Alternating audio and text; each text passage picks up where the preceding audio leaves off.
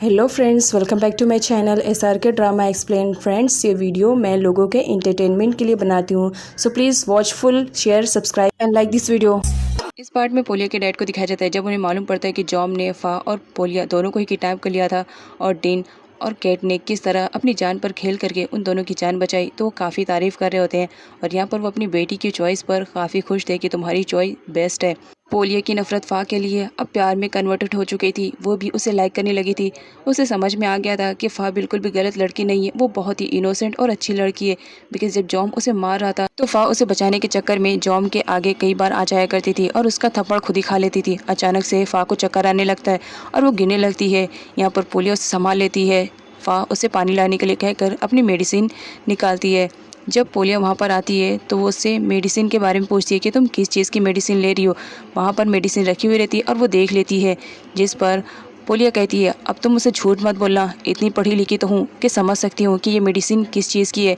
क्या तुम अब मुझे बताओगी या नहीं? जिस पर फा उसे अपने प्रेगनेंसी के रिलेटेड सारी बातें बता देती है कि तुम मेरी अच्छी दोस्त बन चुकी हो, इसी वजह से मैं तुमसे शेयर कर रही हूँ, लेकिन मुझसे प्रॉमिस करो कि इन सब के बारे में तुम केट को कुछ भी नहीं बताओगी। जिस पर पोलिया उसे प्रॉमिस कर देती है। नेक्स्ट में डीन और पोलिया को दिखाया जाता है। आज उन दोनों की लाइफ का सबसे बेस्ट डे रहता है बिकॉज आज उन दोनों की शादी जो होने वाली थी, शादी के रिचुअल्स को स्टार्ट किया जाता है और फाइनली दोनों की शादी कंप्लीट हो जाती है। दोनों अपने बड़ों का आशीर्वाद ले रहे होते हैं।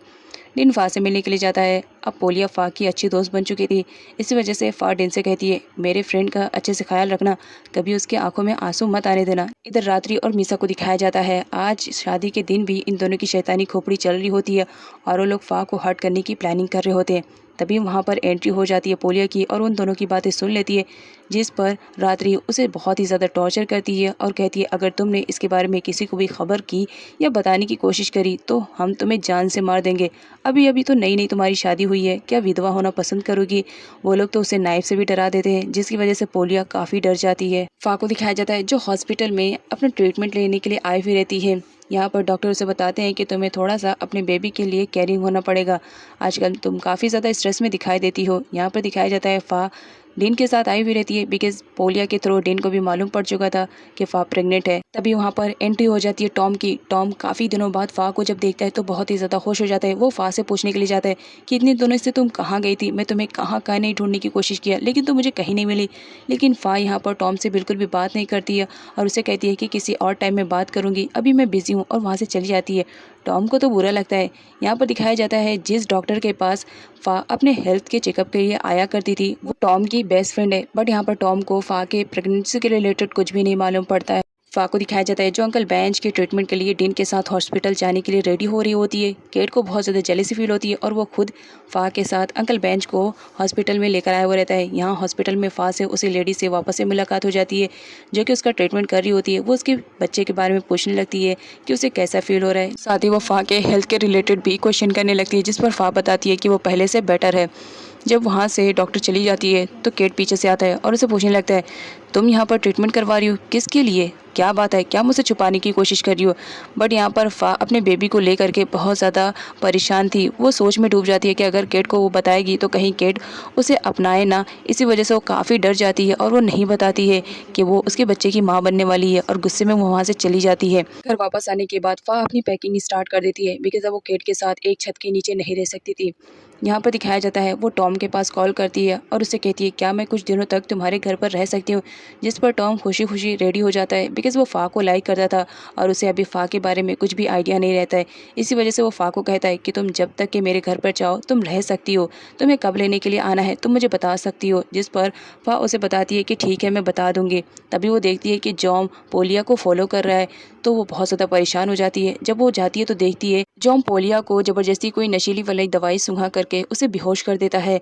इसी वजह से वो भी उसकी हेल्प के लिए जाती है, लेकिन जॉम उसे भी वही दवाई सूंघा करके बेहोश कर देता है और कार में उन लोगों को डाल करके एक ऐसी जगह पर लेकर चला आता है जहाँ पर उन लोगों को कुछ आइडिया ही नहीं रहता कि वो कहाँ पर है। यहाँ पर जॉम को दिखाया जाता है जो पोलिया के डैड के पास कॉल करता है और उनसे बहुत सारे पैसों की डिमांड करता है कि अगर तुम्हें अपनी बेटी की जान प्यारी है तो बदले में बहुत सारा अमाउंट देना पड़ता है।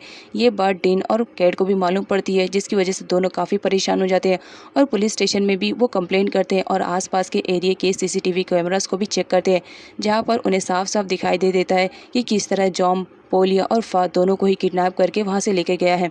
इधर पोलिया और फा को दिखाया जाता है, जिनका तो रो रो कर बुरा हाल था, क्योंकि जॉम ने उन्हें बहुत ही बुरी तरीके से डराया था कि अगर इस बार तुम मेरे हाथ से भागने की कोशिश करोगी तो याद रखना, तुम्हें मारूंगा, नहीं तो तुम्हारे प्यार करने वालों को मारूंगा, मीन्स कैट और डेन को। जिसकी वजह से दोनों लड़कियां बहुत ज़्यादा परेशान हो जाती हैं और कहती है कि हम यहाँ से भागने की कोशिश भी नहीं करेंगे। जॉम उन दोनों को इंटेलिजेंट और गुड गर्ल बता करके, धमकी दे करके वहाँ से चला जाता है। नेक्स्ट सीन में कैट और डेन को दिखाया जाता है, जो काफ़ी टाइम से उन दोनों को ढूंढ रहे होते हैं, बट अभी तक उन्हें कुछ भी सुराग नहीं मिला था कि पोलिया और फा दोनों कहाँ पर है। लेकिन यहाँ पर रात्रि और मीसा को दिखाया जाता है, जिनकी ओवर एक्टिंग स्टार्ट हो जाती है और यहाँ पर रात्रि कहती है हो सकता है ये सब फा ने जानबूझकर किया है, लेकिन कैट उसकी बातों पर ट्रस्ट नहीं करता है। नेक्स्ट सीन में पुलिस स्टेशन का दिखाया जाता है, जहाँ पर जॉम के कॉल के आने का वेट किया जा रहा होता है, ताकि वो उसकी कॉल को ट्रैक करके ये मालूम कर सके कि एक्चुअल में वो दोनों कहाँ पर हैं। यहाँ पर जॉम को दिखाया जाता है, फाइनली उसकी कॉल आ जाती है।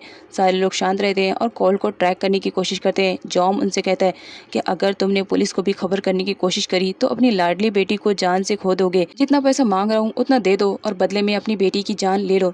यहाँ पर पोलिया को दिखाया जाता है, जो बहुत ज़्यादा रोने के बाद डिसाइड करती है कि वो गर्ल है तो इसका मतलब क्या, वो इतनी ज़्यादा वीक नहीं हो सकती है, वो यहाँ से भागने की कोशिश करेगी और फा भी उसमें हेल्प करती है। वो दोनों जब एक दूसरे की रस्सियाँ खोल ही रहे होते हैं, तभी वहाँ पर जॉम टपक पड़ता है और उनसे कहता है तुम्हें गुड गर्ल इसलिए नहीं कहा था कि अपना ब्रेन का यूज़ करके यहाँ से भागने का डिसाइड करो। वो फा को धमकी देने लगता है कि अगर तुम यहाँ से भागने की कोशिश भी करोगी तो सबसे पहले मैं इस पोलिया को मारूंगा, जिससे तुम्हें बहुत ही ज़्यादा प्यार है। और धमकी देकर के वहाँ से जब बालकनी में जाता है तो देखकर शॉक रहता है, बिकॉज पुलिस ने उसके कॉल को ट्रैक कर लिया था और वो वहाँ तक पहुँच भी गए थे। जॉम किसी भी तरह अपनी जान को बचाना चाहता था, लेकिन वो साथ में पोलिया को लेके जाने वाला रहता है। फा उसे मना करती है कि पोलिया को लेकर मत जाओ। जॉम कहता है तुम दोनों को एक साथ मैं तो लेकर नहीं जा पाऊंगा, क्योंकि पुलिस यहाँ पर आ गई है तो बेटर रहेगा अगर इस अमीर शहजादी को मैं लेकर जाऊंगा तो बदले में मेरी जान और पैसे दोनों मुझे मिल जाएंगे। जब वो वहाँ से पोलिया को लेकर जाने लगता है तो चारों तरफ से पुलिस उसे घेर लेती है और उसे वार्न करती है कि पोलिया को छोड़ दो। बट यहाँ पर जॉम कहता है इतनी आसानी से कैसे छोड़ दूंगा, मेरी जान है इसमें, अगर मैंने इसे छोड़ दिया तो तुम लोग मुझे शूट कर दोगे। तभी यहाँ पर पोलिया को दिखाया जाता है, वो अपनी दांतों से जॉम को कट कर देती है, जिसकी वजह से जॉम फा को छोड़ देता है और पुलिस उस पर शूट करने वाली रहती है और वो वहाँ से भाग जाता है। डीन पोलिया की हेल्प करने के लिए जब उसके पास आता है तो अपने पास डीन को देख करके पोलिया बहुत ज़्यादा रोती है और सडनली डीन को हक कर लेती है। यहाँ पर किड को दिखाया जाता है, वो हर जगह फा को ढूंढ रहा होता है, तभी उसे फा मिल जाती है जिसके हाथ पैर बंधे हुए रहते हैं। किड फौरन फा की बंधी हुई रस्सियों को खोलता है। फा और पोलिया दोनों को ही हॉस्पिटल में ट्रीटमेंट के लिए लेकर आया जाता है, बिकॉज जॉम ने उन्हें काफ़ी मारा था, इसी वजह से उनका ट्रीटमेंट हो रहा था। यहाँ पर पोलिया को दिखाया जाता है, वो बिल्कुल ठीक रहती है। वो अपने डैड के पास आती है और सब कुछ बता देती है कि किस तरह शादी के दिन मीसा ने उसे वार्न किया था कि अगर वो कैट को कुछ भी बताएगी या किसी और को कुछ भी बताएगी तो वो डीन को मार देगी, इसी वजह से मैंने कुछ भी नहीं बताया था, लेकिन अब हद से ज़्यादा हो गया, इसी वजह से मैं बता रही हूँ। साथ ही वो डीन को ये भी बता देती है कि फा प्रेग्नेंट है और वो उसके बच्चे की माँ बनने वाली है। कैट जब ये न्यूज़ सुनता है तो टोटली शॉक्ड हो जाता है, बिकॉज फा ने उसे कुछ भी नहीं बताया था। नेक्स्ट दिन में कैट को दिखाया जाता है, जब वो घर आता है तो अब उसे मीसा और रात्रि के बारे में सब कुछ मालूम पड़ चुका था, इसी वजह से वो उन दोनों को वार्न करता है और जितनी जल्दी हो सके उसके घर से बाहर निकलने के लिए कह देता है। यहाँ पर रात्रि और मीसा दोनों शॉक्ड हो जाते हैं और यहाँ पर मीसा को दिखाया जाता है जो बेहोश होने का नाटक करने लगती है। कैट कहता है कि मैं कुछ भी नहीं जानता हूँ, जितनी जल्दी हो सके मेरा घर खाली करो, बिकॉज मैं तुम दोनों को अब यहाँ पर बिल्कुल भी बर्दाश्त नहीं कर सकता हूँ। तुम दोनों बहुत ही ज़्यादा ड्रामेबाज हो। जिस पर रात्रि कहती है मेरी बेटी बेहोश हुई है और तुम्हें कुछ समझ में नहीं आ रहा है। कैट वहाँ से चला जाता है उन्हें वार्न करके। तभी पोलिया होश में आने का नाटक करने लगती है, क्योंकि वो सच में नाटक कर रही थी। वो अपनी मॉम से कहती है कि अब हम कहाँ जाएंगे। तभी वहाँ पर डीन की एंट्री हो जाती है और वो कहता है मैं समझ गया था कि तुम नाटक कर रही हो, इसी वजह से तुम्हें वार्न कर रहा हूँ। अगर तुम मेरे घर से नहीं जाओगी तो वो दिन दूर नहीं जब मैं तुम दोनों को धक्के मार के यहाँ से बाहर निकालूंगा। और वैसे भी तुमने फा की लाइफ में कम प्रॉब्लम्स नहीं खड़े किए, इसी वजह से तो और तुम्हें नहीं रखूंगा यहाँ पर। नेक्स्ट सीन में जॉम को दिखाया जाता है, उसकी हालत तो चोरों से भी बदतर हो चुकी थी। हर वक्त उसे पुलिस का ही डर रहता था। वो जहाँ पर भी जाता था पुलिस उसे फॉलो करते हुए पहुँच जाती थी, इसी वजह से वो जिस होटल में रुका था वहाँ से भी उसे भागना पड़ता है। नेक्स्ट सीन में कैट को दिखाया जाता है, जब वो बात लेकर के वापस आता है तो फा उसके लिए पहले से ही कपड़े तैयार करके रखे रहती है। कैट के आने पर वो कैट से परमिशन लेती है, क्या मैं आज तुम्हें ये कपड़े पहना सकती हूँ। यहाँ पर दिखाया जाता है कैट को आज बहुत ही ज़्यादा अजीब फील हो रहा था, फ़ा भी बहुत ही ज़्यादा इमोशनल दिखाई दे रही होती है। यहाँ पर दिखाया जाता है फ़ा ने डिसाइड कर लिया था केट की लाइफ से दूर जाने के लिए और अपनी बेबी की खुशियों के लिए, तो इसी वजह से वो केट को बिना बताए ही उसके घर से जा रही होती है। रास्ते में सा और मियांग भी उसे मिलते हैं, वो उन्हें भी गुड बाय बोलती है, जिस पर सा कहने लगती है आज तुम्हारा गुड बाय बड़ा अजीब सा लग रहा है, कहीं जा रही हो? जिस पर फ़ा झूठ बोल देती है कि नहीं, मैं तो बस मार्केट जा रही हूँ कुछ काम की वजह से, सोचा आपसे मिलते जाऊँ। बट फ़ा को भी वो घर छोड़ने में काफ़ी दुख हो रहा था, बिकॉज़ काफ़ी टाइम से वो यहाँ पर रह रही होती है। नेक्स्ट में मीसा को दिखाया जाता है जो अब तक केट के घर से अभी बाहर नहीं गई हुई रहती है। जॉम आता है और बहुत ही ज़्यादा गुस्से में रहता है। वो मीसा को उठाते हुए कहता है तुम तो यहाँ पर चैन की नींद सो रही हो, लेकिन मेरे पीछे पुलिस पड़ी हुई है, मुझे तो वो नींद भी नहीं आ रही है, मुझे छुपने के लिए कोई जगह भी नहीं मिल रही, और ये सब कुछ तुम्हारी वजह से हुआ है, तुमने मुझे ही उकसाया था सा को किडनैप करने के लिए। मैं तो अच्छी खासी अपनी नॉर्मल लाइफ को स्पेंड कर रहा था, लेकिन जब से तुम मेरी लाइफ में आए हो मेरी लाइफ को एकदम से स्पॉइल करके रख दियो, और साथ ही वो उसे काफ़ी मारता पीटता भी है। यहाँ पर मीसा को भी बहुत ही ज़्यादा बुरा लगता है कि जॉम इस तरह उसे पीट रहा है, इसी वजह से वास रखा हुआ वो उसके सर पे मार देती है और अपनी जान बचा करके वहाँ से भागती है। जॉम को बहुत ही ज़्यादा बुरा लगता है, वो मीसा को फॉलो करने लगता है और स्टेयर्स पे उसे पकड़ लेता है और उसे कहता है इतनी आसानी से तुम मेरी लाइफ को स्पॉइल करके खुद आराम से नहीं रह सकती हो, तुम्हें भी मेरे साथ इस लाइफ को जीना पड़ेगा।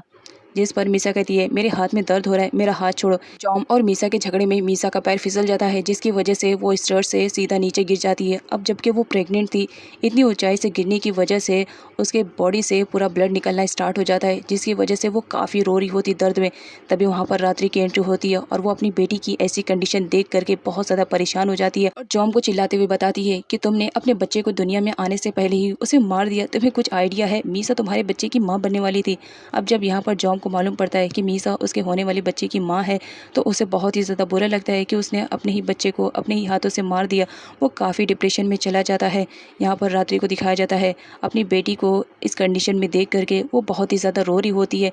बात अपनी बेटी की है तो हर माँ ही रोती है।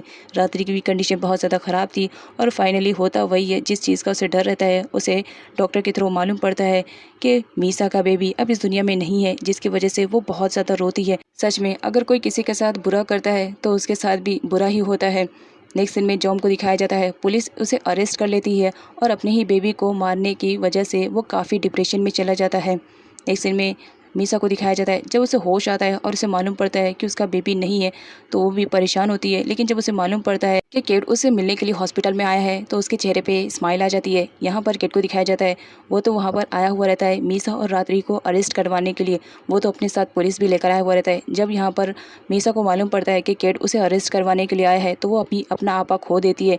लेकिन केट कहता है तुमने फ़ा के साथ बहुत ही ज़्यादा गलत किया, न जाने तुम लोग ने उसके साथ कैसा ट्रीट किया, इसी वजह से तुम्हें जेल जाना ही पड़ेगा।